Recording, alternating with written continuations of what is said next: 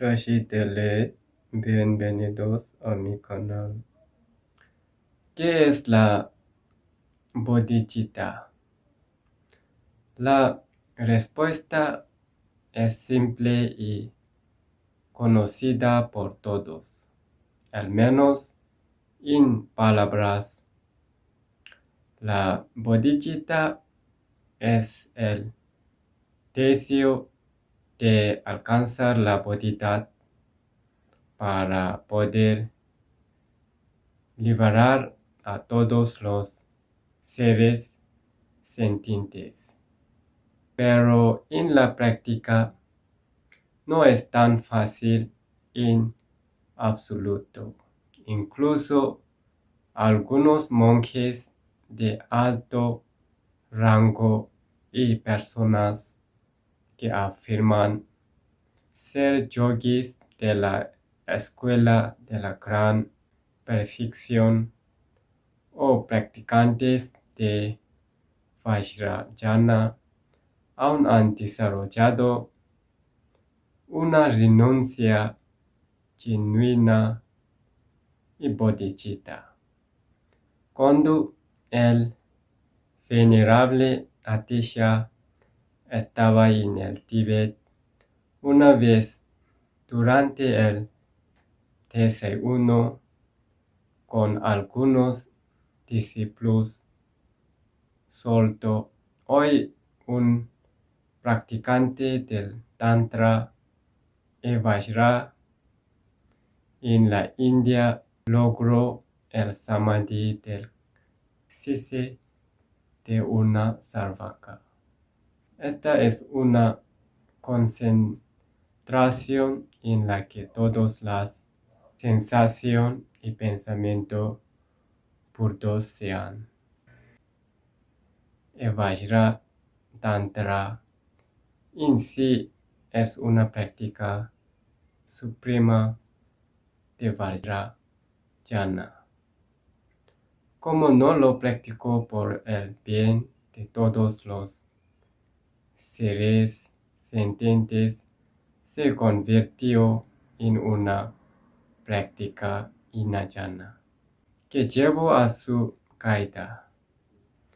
Esta historia nos dice que es la motivación o el propósito para adoptar una práctica lo que realmente determina si dicha práctica es mahayana o hinayana, mundana o supramundana.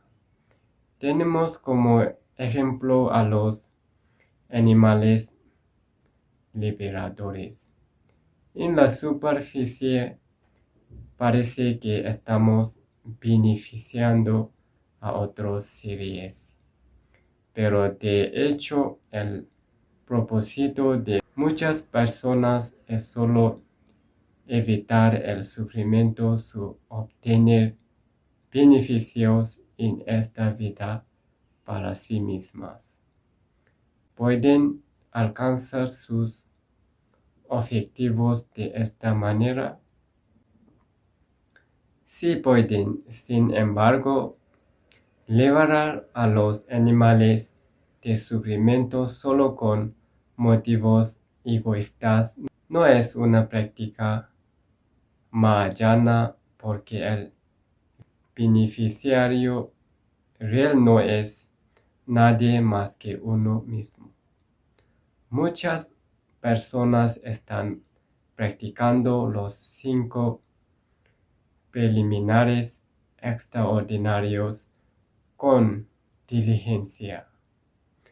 Si les preguntas por qué practicas los 5 preliminares, si no lo hago, no se me permitirá comenzar la práctica principal de la gran perfección. O sin practicar estos preliminares, no puedo escuchar las enseñanzas sobre la gran perfección. Estas respuestas pueden sonar razonables a primera vista. Sin embargo, si preguntas más, ¿qué pasa si se te prohíbe practicar la gran perfección o escuchar sus enseñanzas? Entonces sería muy difícil para mí alcanzar la liberación. Pregunta de nuevo, ¿qué pasaría si alcanzaras la liberación? No tendría más sufrimiento ni contaminación.